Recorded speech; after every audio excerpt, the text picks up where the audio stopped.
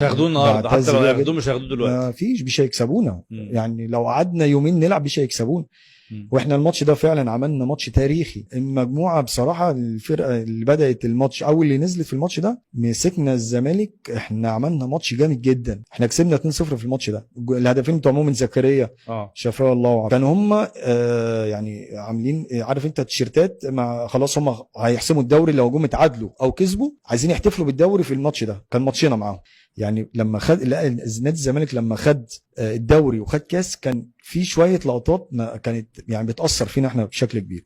لان كانت حاجات بتستفزنا. فعملنا ماتش جامد جدا. فكان بالنسبه لنا شايفينهم هم نازلين ولابسين التيشيرتات اللي هي ابطال الدوري احنا شراره في الملعب. كابتن حسام غالي، انا فاكر كويس جدا ان احنا مهندس محمود طاهر طلع لنا مكافآت دوري. خلي بالك كانكم خدتوا الدوري، كاننا خدنا دوري.